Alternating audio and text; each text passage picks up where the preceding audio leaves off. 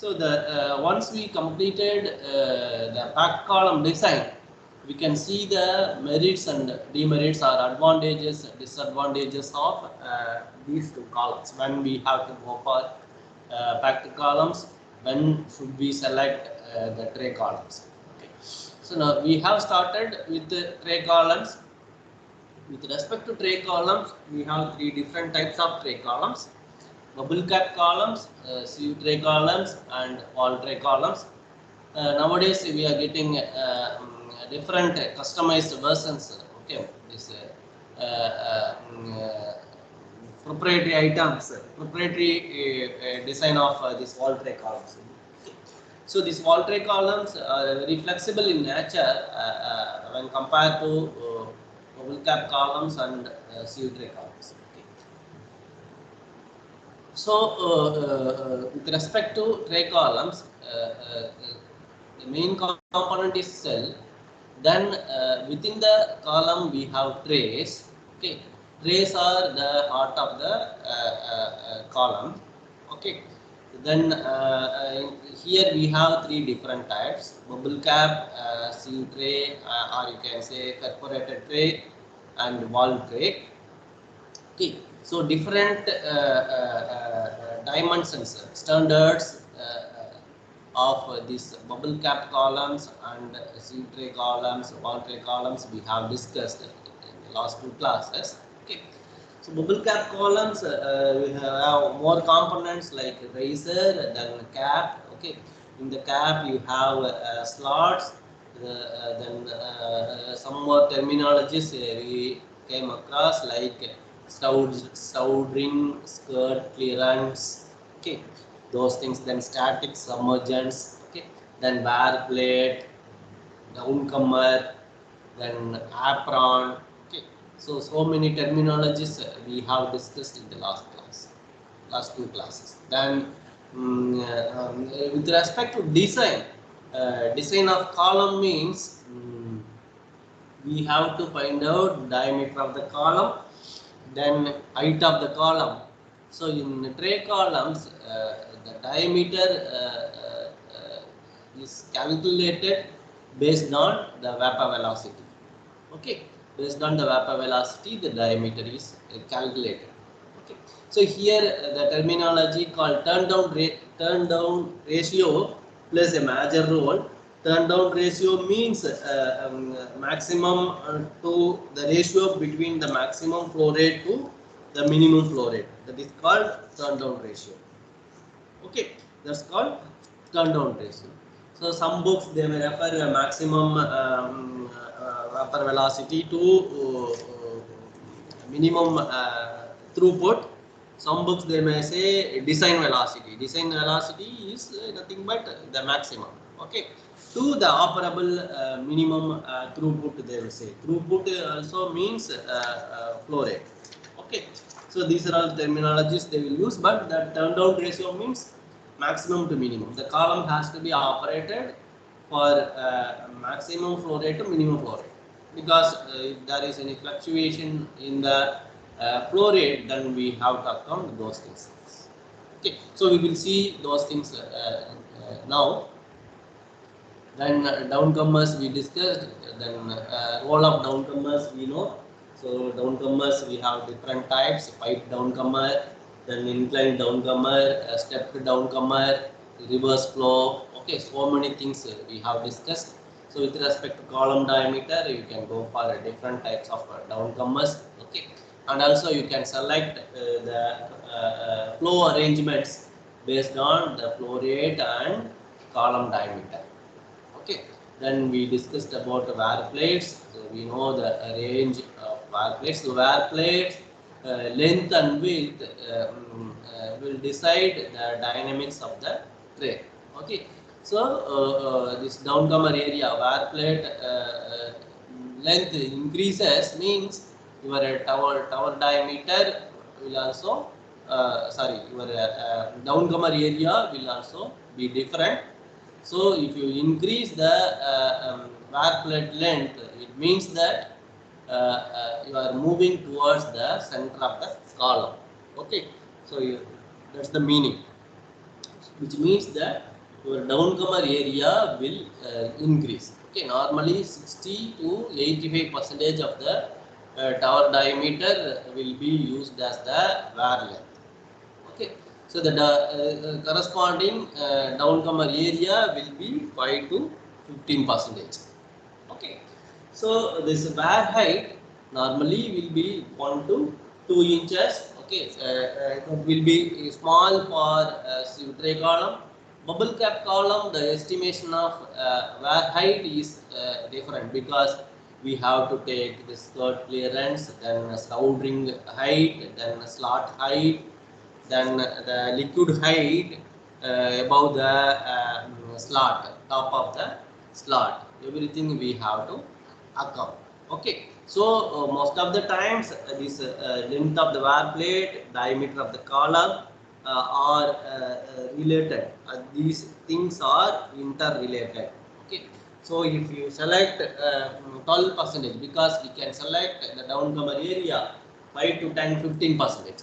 Most of the times for initial trial, we can start with 10 to 12%. You can, if you start, if you select 12% of the downcomer area, cross-sectional area, then it is that value is equivalent to, that value is this LW by DC is equivalent to 0.77. 12% cross-sectional area means points LW by DC is 0.77. Okay, so height of the wear normally will be 25 mm to 50 mm for steel plates. Okay, so these are all the points that we have discussed. So today we will go to the comparison of this type of trays. Then we move to design procedure. Okay.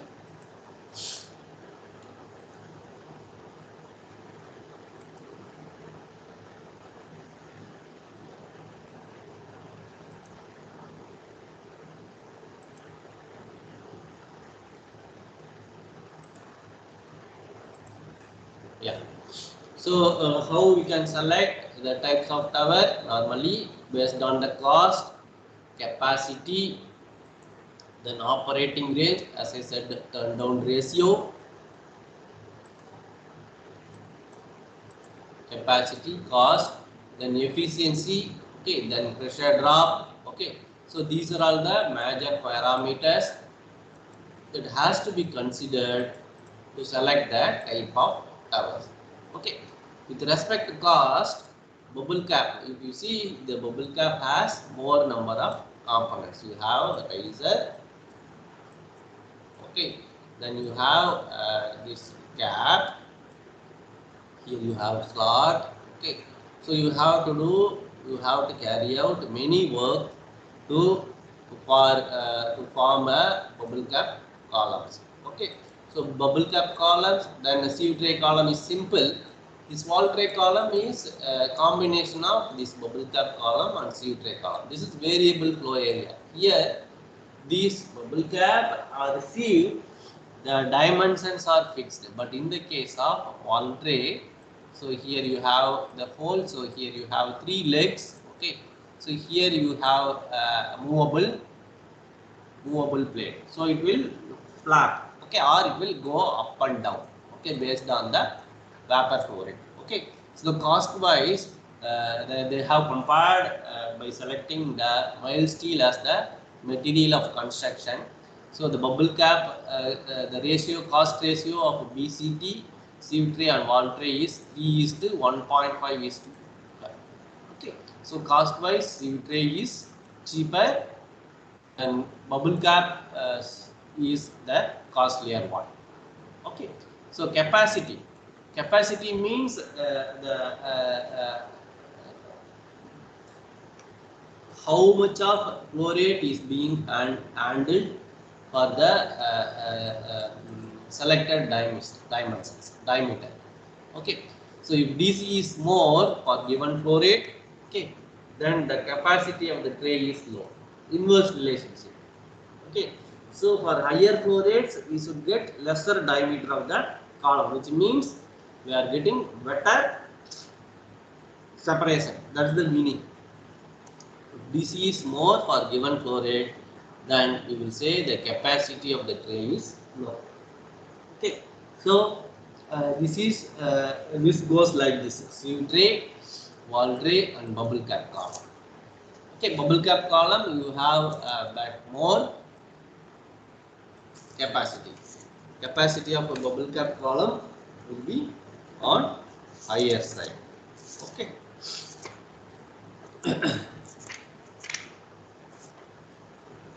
Then with respect to operating range, I said turn down ratio, no, the flow rate of maximum to flow rate of minimum. That's the concept is being used. Okay. So for bubble cap tray gives better value of turn down ratio because you can operate the bubble cap column for wide range of flow rates, maximum to minimum. That's the idea. Okay.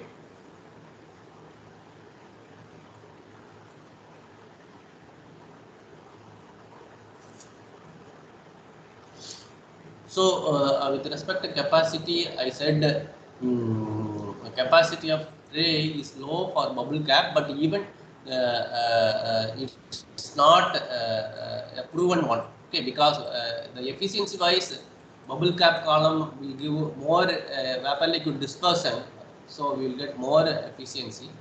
But this classification is not proven one. But in general, the concept is that hypothesis is that the bubble cap capacity tower diameter required for the given flow rate for bubble cap is maximum when compared to sieve trays or wall trays. Okay, that's the idea. Okay, so the difference in the values of tower diameters is not large, not that much change is there with respect to capacity. Okay. Then operating range, I said no. So bubble cap will give the wider operating range. Okay.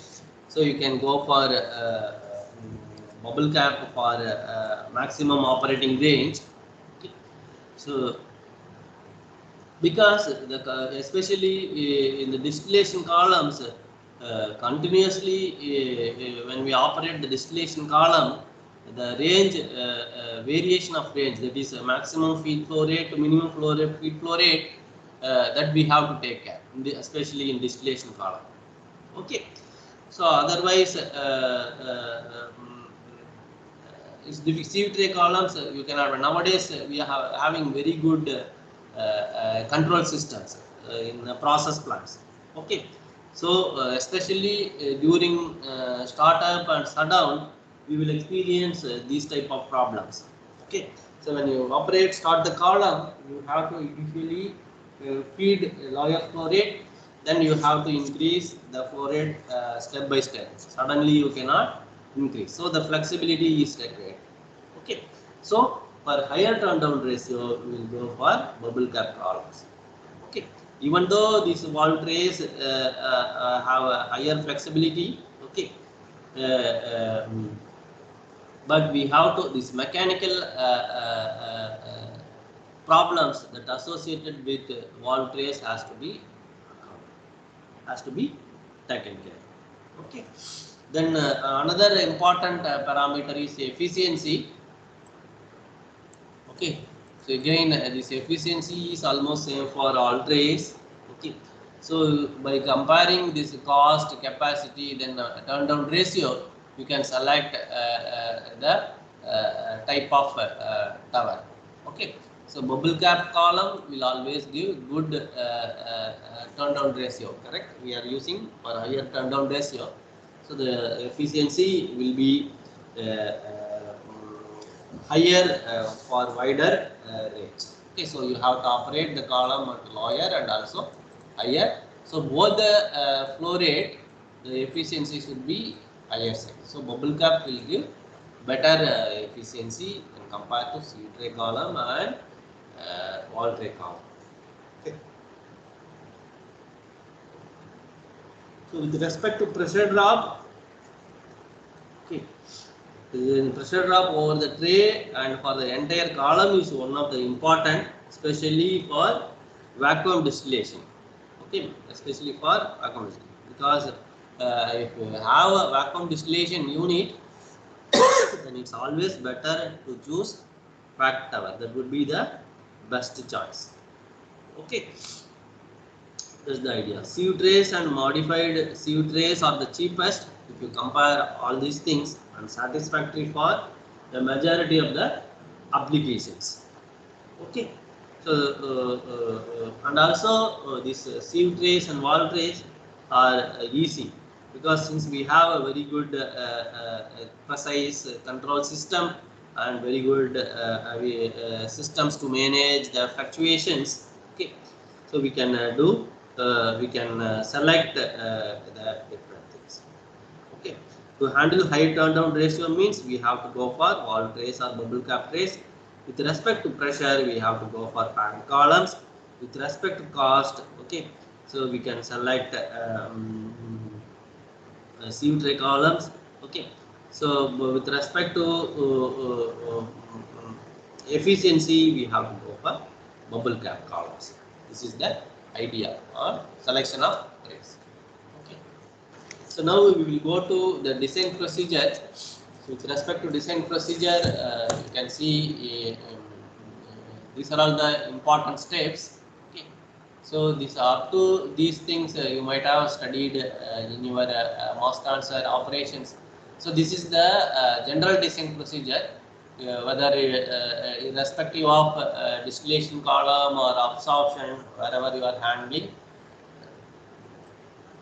gas liquid contactors. This is generalized design procedure.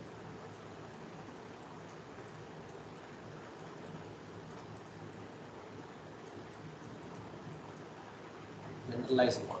Okay. Design procedure of gas liquid contactors. The very first point is that we have to calculate the maximum and minimum vapor flow rates. So there's I think you might have studied this equation called mesh equation. I think I already told about this concept. So mesh equation, I think you know.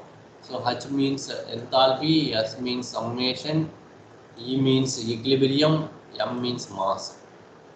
Okay, summation means sigma x is equal to 1, sigma y equal to 1. This is enthalpy balance. This is equilibrium relationship. Y is function of x. This is material balance. All these things. These four things you have to. Okay. Then you have to collect the physical properties for the concentration. Here, mass transfer, the variation of concentration will change the properties of the system. Okay. So for maximum concentration, minimum concentration, sometimes the column may be operated at different temperatures. Okay. So for temperature conditions and concentration conditions, we have to select the physical properties. Okay. So this plate design procedure, then we have to select the plate space. Because generalized design procedure of tray columns, first we have to calculate the column diameter and tray spacing, because tray spacing will give the height. But these two are interrelated. Okay, so if we increase the tray spacing, okay, what will happen? Your column diameter will come down. Similarly, if you increase the diameter, what will happen? Your tray spacing will come down. Okay, so we have to strike the balance between this column diameter and tray spacing. These two are interrelated. So initially what we will do, we will assume this tray spacing, okay, based on type of column, sieve tray, bubble cap, or sieve all tray column. Okay, we will assume the tray spacing. Then for the selected tray spacing, we will calculate the column diameter. Here the points are very much important, because mass transfer or equilibrium stage operations, you might have studied about the different operating regime of the columns. I hope so. Have you studied about all these things? Flooding, dumping, weeping, entrainment, those things. Have you studied in mass transfer? Yes, sir. Okay. So that will give the idea about stress stability diagram. Okay, because when we discuss about in last class I told flooding, no. So if you see this diagram here, this will give the tray stability diagram. Okay, so this is for sieve tray column. So here you have a liquid rate, here you have a vapor rate. Okay, so let us take this point N. This is the normal, okay, operation. So by fixing your liquid flow rate, if you increase the vapor rate, okay, what will happen? So the column will operate in the safe comfort zone once it reaches this entrainment. What is entrainment? So the occlusion of vapor into the liquid, sir. It means because the liquid flow rate is fixed, correct? So the vapor flow rate is higher. Okay, so we are going on higher side of vapor rate. Okay, so what will happen? This vapor has more energy to take these liquid droplets. Okay, so the liquid droplets will be taken by this vapor rate. Okay, so if you have a tray, in the upper tray you have more amount of liquid droplets. This leads to malfunctioning of tray. So the flooding is possible. Okay, when you go when entrainment goes. So this is has to be limited. So the entrainment has to be permitted up to 10%, which means that a kg of liquid droplets per kg of water, it should be 0.1. So it should be normally less than or equal to 0.1 kg of liquid droplets to kg of vapor. Okay, for 1 kg of vapor, it can carry minimum, maximum 0.1 kg of vapor. Okay, sorry, liquid droplets. That's the idea. Okay, still if you increase the vapor flow rate, what will happen? The excessive entrainment leads to flooding. Okay, this will happen. So similarly, you have to operate for different liquid flow rate, for constant gas flow rate or constant liquid flow rate. Okay, they have identified the different flow rates. So here up to this, it happens this entrainment flooding after the downcomer flooding takes place. Okay, after the downcomer flooding takes place. Now, if you fix the vapor flow rate, then increase the liquid flow rate. What will happen? Low vapor flow rate, at higher liquid flow rate, you will get this VP, which means that the vapor doesn't have energy to overcome the liquid. So if you have a sieve trace, what will happen? So the higher liquid flow rates, liquids normally will, this fluids normally will select least resistance part. Here you have air plate, so the liquid will go through these holes. It will not flow like this. Okay, so the vapors, the liquid will not allow to flow through the vapors. If the low vapor flow rate, okay, the weeping is the possible. So you will get heavy weeping and moderate weeping at low liquid, higher liquid flow rate range. Okay. Similarly, at low liquid vapor rate and higher liquid rate, you will get the flooding. So flooding can be entrainment flooding and downcomer flooding. Last class I told. Okay, downcomer flooding means flooding normally will happen in the downcomers. Okay, downcomer planes. Okay. So when we design the column, we have to select the normal operation zone for safety purpose. Okay, the column should not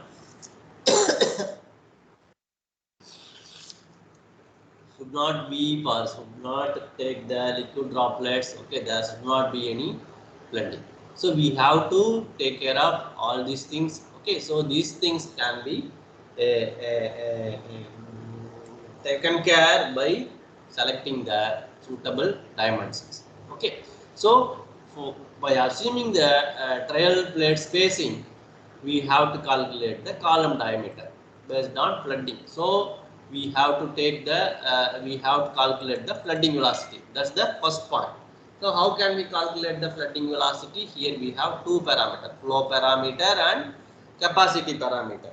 Okay, or if you refer CR 116 or any mass transfer books, they may refer Parent Matthews method or Soder Brown method. Okay, all are similar methods modified slightly. Okay, so you have two parameters, flow parameters and capacity parameters.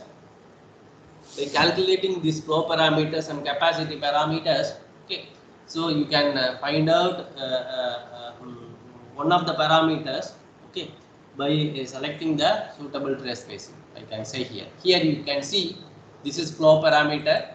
Normally function of this L by G into root of rho G by rho L. This is called flow parameter. Okay, because L by G we have calculated, properties we have selected for the concentration and temperature range. This is called flow parameter. Then we have decided the trace spacing. So you have to select. Normally, for initial calculation, the trace spacing can be selected from 45 centimeter to 50 centimeter or 60 centimeter. Okay, 45 to 60 is the range. So once you calculate the flow parameter, then by selecting this trace spacing, you can find out this CSB, Soder Brown constant, you can say. Okay, so this CSB is expressed like this, UN. So UN flooding is CSB, this is Soder Brown constant, times sigma by 20 power 0.2 root of rho L minus rho V by rho V. That is the superficial velocity at flooding condition. So first we have to calculate the flooding velocity. Okay, so the limitations to use these equations, the Soder Brown method, the system is not foaming, it should not be a foamy system. The trace spacing can be 0.15 meters to 1 meters, and wear height normally should be selected less than 15% of plate spacing. So your wear height HW is less than 0.15 times of trace spacing, plate spacing or trace spacing, both are same. Okay. Then sieve tray plate perforations normally will be less than or equal to 13 mm. These are all the limitations.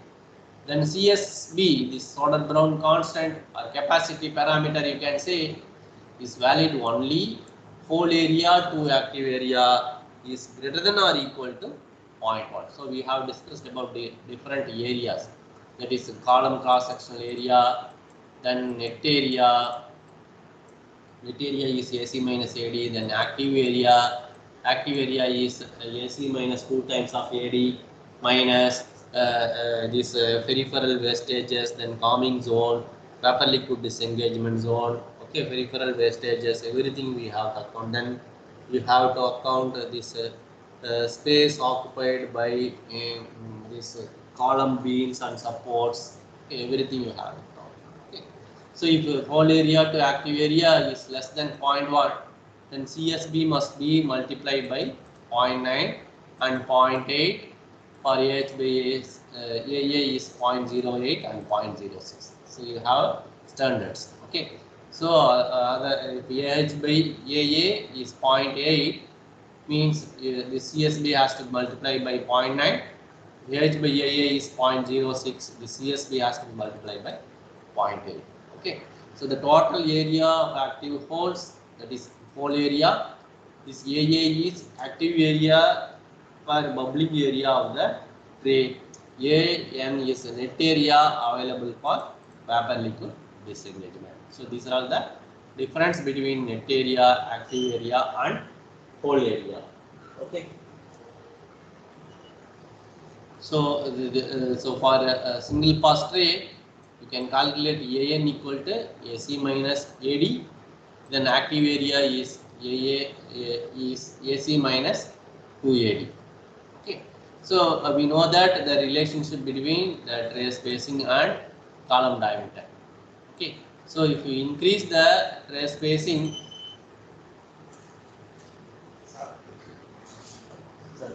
class like that, class like that. Okay. புலனி பாருங்க, சரி. புலனி நாளை discuss பண்ணிக்கலாம். சரி. Okay, நீங்க அவரை பார்த்து சரி. வாங்க நம்ம கைட் பண்ணுவோம். ஓகே. அவர் பார்த்துங்களா? புலனி பார்த்துங்க. இல்ல பாத்துறேன். Sorry. So by increasing the tray spacing, so the DC will come down. Okay. So that's the point we have discussed. That is the relationship between L3 and column diameter. Okay. So increasing the tray spacing decreases the DC. So increases the tray efficiency. Okay. So number of trays decreases, then height of the tray increases. So if increasing the tray spacing will lead to height of the tray increases. Okay, but your diameter will come down. Okay, efficiency will increase, the number of trays decreases. So you have to strike the balance between this LT and DC. This is the point. So the tray spacing normally selected, as I said, 0.45 to 0.6 meter, or you can say 45 centimeter to 60 centimeters, or 30 centimeters to 60 centimeters for diameter of the column above 1 meter. And column diameter is less than 1 meter, the tray spacing can be 0.2 to 0.3 meter. So larger tray spacing is required in some plates. Okay, because it's not necessary that you have to maintain the tray spacing in all the trays. Okay, it's not necessary that you have to maintain the tray spacing in all the trays. So the tray spacing dimension, for example, if you have feed nozzles, this is your column. So if you have a feed input, feed nozzle, okay. So these cases you can provide the higher tray spacing than normal tray spacing. Because last class I told we have many advancement in the field of this column design. So you can operate the column for wide range of flow rates, okay, and you can take a photograph of the columns. You can take the photograph of the columns. Okay, so whichever the tray is malfunctioning trays, once you identify, then you can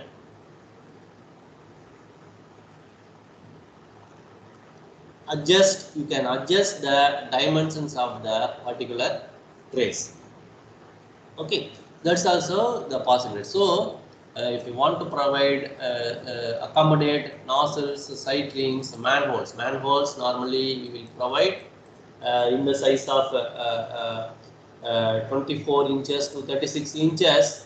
Okay, and every 10 to 15 trays normally we will provide these manholes. Even for a larger column diameters, okay, if your column diameter is very big, then you have to provide beam support. No, here also you can provide the manholes. It will act as both the manhole and also it will act as the sieve tray. This has to be connected. So whenever you have a problem, you want to take a maintenance work of particular tray, okay, so then you can shut down the plant. Then you have to clean up the liquids. You have to cool down the column to atmospheric temperature. So it will take long time.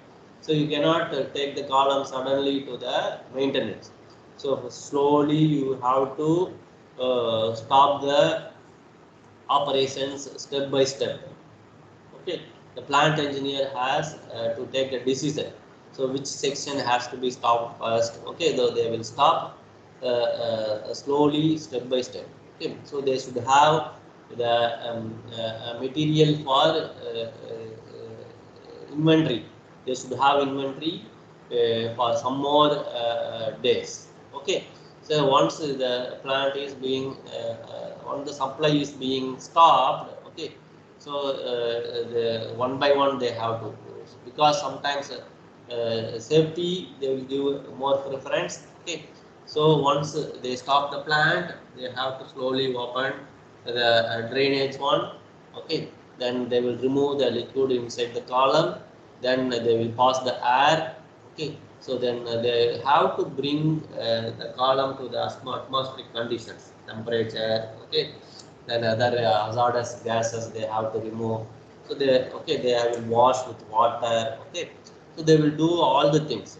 Okay, then only they will go inside the column. So the procedure is a very big procedure. Startup and shutdown normally they won't normally go for startup. Sorry, startup and shutdown. Shutdowning the plants normally they won't take immediately. So they have to plan at least because they will see the major issues with the different sections of the process plants. Then all they will bring all the problems. They will first they will procure the requirements from the market, so they have to then they will go for the maintenance, whether it's possible to carry out this maintenance using plant operators, or we have to call the people from outside. That also we have to see the availability of those people. So we have to coordinate so many activities for startup and startup. Okay.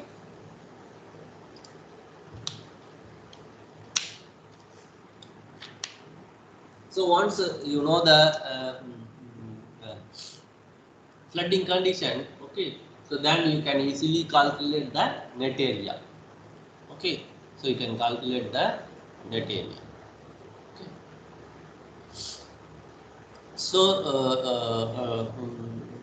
once you know the net area, because this is for AC minus AD, no, because downcomer area we are assuming. So you can calculate the column. This net area is calculated based on this flooding velocity. You know the flooding velocity, no? So what will happen? This net area is equal to flow rate by UN. This is meter cube per second. This is meter per second. So you will get the net area in meter square. Okay. So once you know the net area, that is equal to AC minus AD. So AD is normally will be 12% of column cross-sectional area. So your AN is 0.88 times of column cross-section. Okay. So AN is known. So AD is A column cross-sectional is AN by 0.88. That is the initial trial. Okay, you can select 5% or 15%. So this is your column cross-section. Okay. So from these you can calculate the diameter. So this process has to be carried out at the top of the column and also bottom of the column. That is important because the concentration is different at the top of the column and also the bottom of the column. So you have to perform this procedure calculating the column diameter for top of the column and also the bottom of the column, but based on the prevailing conditions at top portions and bottom portions of the column. Okay, so that's the idea. Okay, so once you calculated the column diameter top and bottom, whichever is higher, normally we will select the higher value. Whichever is higher, that we have to select. The higher one will be selected for the design of column. So this is with respect to this. Then once you calculated the diameter of the column, then you have to compare the corresponding matching of tray spacing. Whether this tray spacing is the suitable one for column diameter. Because for 1.2 meters, okay. So for 1.2 meters, normally we will go for 45 to 60 mm. Okay, that's the case. Otherwise, if column diameter is less than 1.2 meters, the tray spacing can be around 45 centimeters to 85 centimeters. Sorry, 50 centimeters. 45 centimeters to 50 centimeters. Normally selected for column diameter 1.2 meters. So 1.2 meters to 3 meters, the tray spacing will be 61 centimeter. 3 to 3.6 meters, the tray spacing will be 76.2 centimeters. Then 3.6 to 7.3 meters we can go for 90. Okay, that's the case. Yeah. So for less than 1.2 meters of column DC, you can say column diameter, okay, the tray spacing can be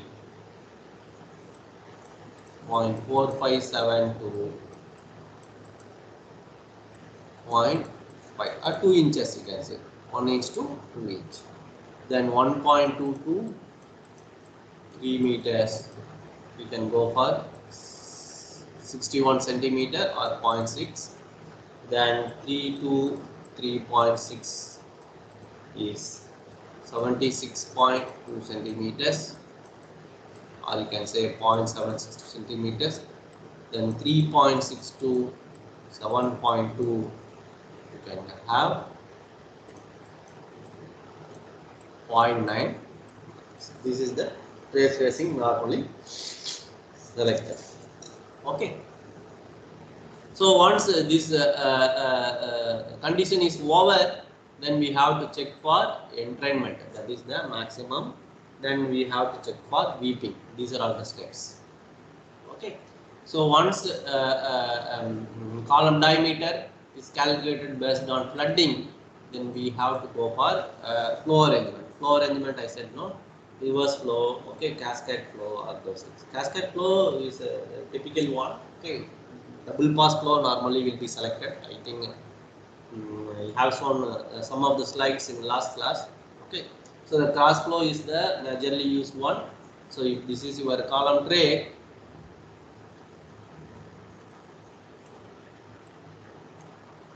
this is your wear plate, it is your downcomer. So the liquid will flow. This is a normal cross flow. Okay, so reverse flow means here you have like this. So this is inlet, liquid will flow like this, then it will go out. This is in, this is out, this is reverse flow. Okay, so these are all things. Sometimes you may have multi-pass arrangements.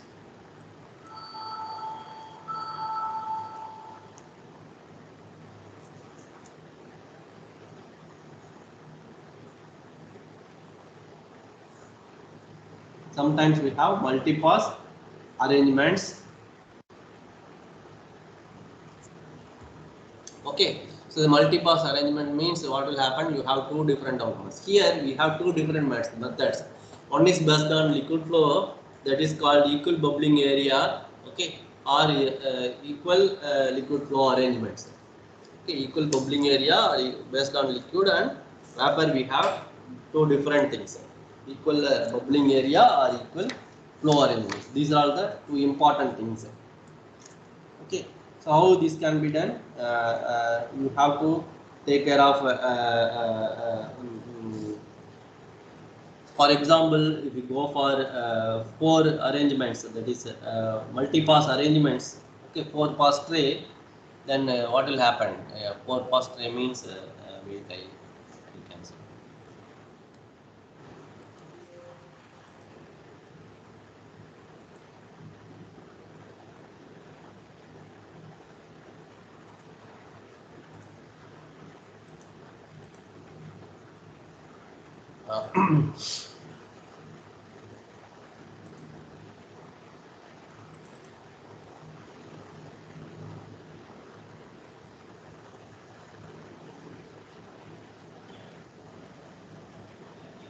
Yeah, so this slide you will get the idea.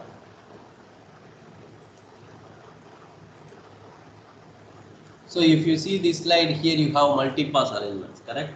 This is your side downcomer, this is the central downcomer. So here you have the column itself, two different columns. Sorry, two different sections in the same column. This is the axis, center of the column. So here you have central downcomer. So the feed will come like this and it will flow. Okay. So normally the column has to be balanced properly. Okay. So for balancing the column, we should go two approaches. As I said, equal bubbling area, which means that each of the 4 sections should have same number of openings for gas flow, okay, and the equal length of flow path. you have to provide the equal length for flow path, which means the liquid residence is the same. Liquid residence will be the same. Otherwise, the column will be imbalanced one. Okay, one side if you have more liquid, one side if you don't have less. If you have less liquid, then it will affect the performance of the column. Okay, so you have to maintain the liquid residence time, and also you have to take care of the bubbling, okay, bubbling zone, everything. Okay, so that's hydraulic design is very much required. Okay, so that is very much required for this case. Okay, that's the point I would like to share here. Then we can make a trial layout. So we have done all these things now. So up to this we have discussed downcomer area and active area. So we will discuss remaining next class. Okay. So if you have any doubts, please ask.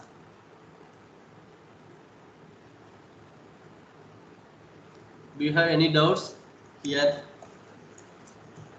The concept is simple. Okay, once you have calculated the maximum flow rates and minimum flow rates, okay, from the equilibrium data or whatever method that you have studied in mass transfer, okay, you can find out the column diameter. That's the first step. Estimation of column diameter is the first step by fixing the value of trace spacing. So here we are using two different parameters, that is flow parameter, capacity parameter. Okay, so using flow parameters, that is L by G root of OG by rho L calculated. Then using this value, you can find out for selected trace spacing, you can find out the CSB value, or you can say capacity parameter.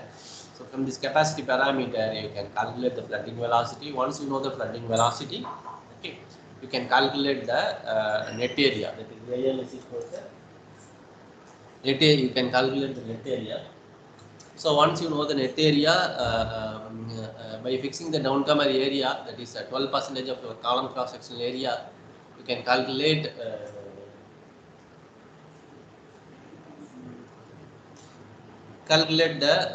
the cross sectional area, because this downcomer area is 12% of cross sectional area. So this downcomer area, that is